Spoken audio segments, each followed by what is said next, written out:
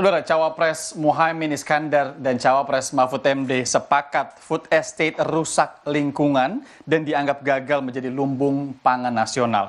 Lebih lengkap soal ini kan kita bahas bersama juru kampanye hutan Greenpeace Indonesia, Sekar Banjaran Aji. Mbak Sekar, selamat sore. Seperti diprediksi, isu food estate ini naik ke panggung debat yang kemarin ya, atau yang semalam, debat antar Cawapres. Greenpeace melihat debat kemarin seperti apa?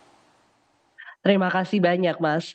Yang pertama, sebenarnya kami cukup kecewa dengan debat semalam karena ternyata belum ada yang membahas secara komprehensif tentang komitmen yang jelas dan terukur begitu tentang bagaimana penanganan krisis iklim. Padahal hari ini kita tahu bersama bahwa kita dalam era di mana bumi kita sudah mendidih gitu ya. Dan ini perlu sekali adanya komitmen yang komprehensif serta terukur untuk menangani krisis iklim. Dan ternyata itu tidak terbahas. Walaupun sebenarnya ada pembahasan-pembahasan menarik gitu ya, seperti food estate dan juga kemarin nikel dibahas, tapi itu semua hanya masih terlihat bahwa para cawapres maksud saya itu terkungkung dalam strategi ekonomi ekstraktif yang sebenarnya sangat merugikan lingkungan. Begitu sebenarnya Mas. Dan di luar itu Oke, Mas sebenarnya Sekar, itu yang banyak. Anda lihat begitu ya, sekelibat di debat Cawapres semalam ya. Tapi kalau dari catatan Greenpeace sendiri, Mbak Sekar, bagaimana kemudian komitmen ketiga paslon ini? Kalau kita dalami lagi soal komitmen ketiga paslon, baik Capres maupun Cawapres terhadap isu lingkungan selama ini. Mungkin Anda sudah lihat juga visi misi dan programnya. Betul, terima kasih banyak. Ini menjadi menarik ya, karena sebenarnya dalam visi misinya cukup menarik. Masih ada yang belum memaknai menggunakan bahasa krisis iklim. Kelompok paslon 02 itu belum pakai kata term krisis iklim, dan itu cukup memalukan menurut kami karena hari ini seperti tadi saya sampaikan kita harusnya udah menyadari bahwa krisis iklim itu ada dan menggunakan kata krisis iklim itu dalam visi misi. Berikutnya yang lain adalah memaknai bahwa ekonomi ekstraktif itu jika terus dipakai akan terus memperbesar ketimpangan. Ada yang masih menggunakan ekonomi ekstraktif dan bahkan ada yang masih menyantumkan akan membuka lahan 4 juta hektar untuk food estate.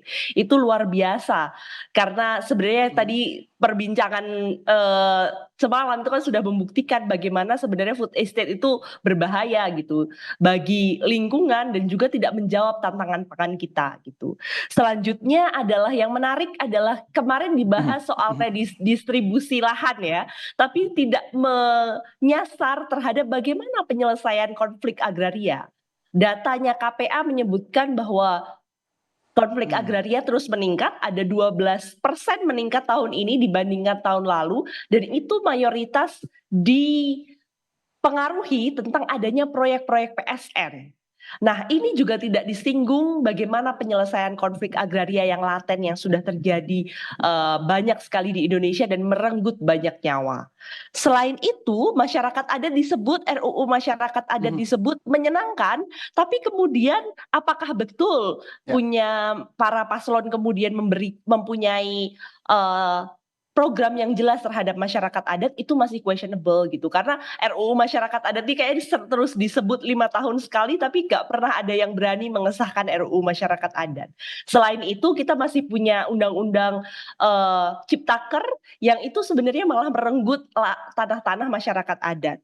Di luar itu ada yang sangat penting Mas yang gak dibahas, soal masyarakat maritim, lingkungan laut. Dan itu adalah salah satu kekayaan Indonesia dan tadi malam itu tidak banyak dibahas. Selain itu ada recycle dibahas, tapi sebenarnya hal-hal yang berkaitan dengan urban seperti transportasi publik tidak banyak dielaborasi, dan bagaimana sebenarnya kita harus punya grand design penyelesaian sampah juga nggak banyak dielaborasi. Itu sekilas pandang dari Greenpeace ya. Ya, ya, ya, ya.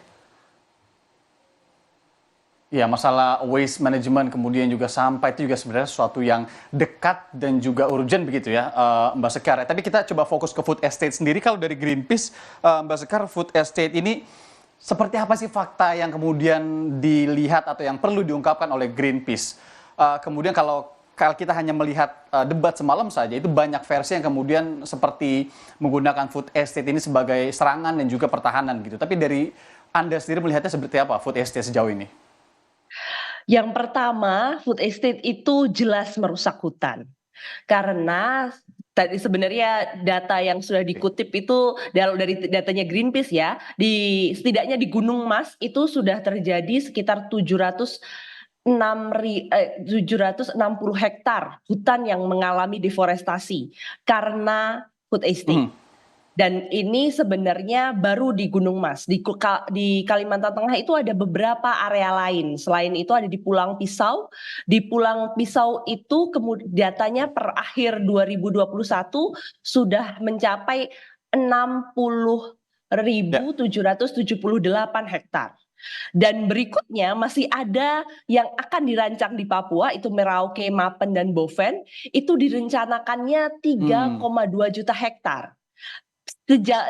Selain itu masih ada lagi di Humbang Hasundutan, Sumatera Utara, yang luas keseluruhannya ada 30.000 hektar, dan Bupati Tapanuli Utara sebenarnya malah mengusulkan itu ditambah menjadi 50.000 hektar gitu ya, dan itu masuk ke PSN, PSN Oke. Food Estate, yang rinciannya kemudian itu akan merusak hutan lindung, hutan produksi, dan juga hutan terbatas yang selama ini menyangga area Sumatera Utara.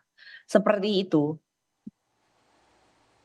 Dan selain PSN itu ya, sebenarnya sebagai proyek strategis nasional begitu ya. Tapi Mbak Sekar, untuk meluruskan saja, ini kan pasti direncanakan dan dengan tujuan yang baik. Tapi sejauh ini seperti apa hasilnya? Karena sempat disebutkan juga dalam debat, sebagian memang belum berhasil, sebagian ada yang berhasil. Anda menjelaskan ini seperti apa?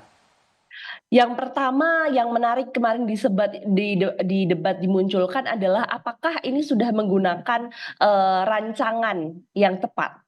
Yang saya tahu dan itu datanya Greenpeace Mhm. adalah yang terjadi di Gunung Mas itu dilaksanakan ketika AMDAL masih dibuat. Itu berarti dengan cara formal yang kurang Oh, tepat. oke. Begitu. Yang berikutnya dampaknya sebenarnya sudah terlihat dari gambar gitu ya. Teman-teman bisa kunjungi beberapa video footage-nya Greenpeace gitu, bahwa itu gagal panen gitu, singkongnya kecil. Karena singkongnya kecil dan tidak bisa dipanen, akhirnya diganti dengan jagung. Dan diganti dengan jagung pun baru kemarin bulan Desember saya ke sana, itu benar-benar digunakan dengan polybag, itu masih diuji coba.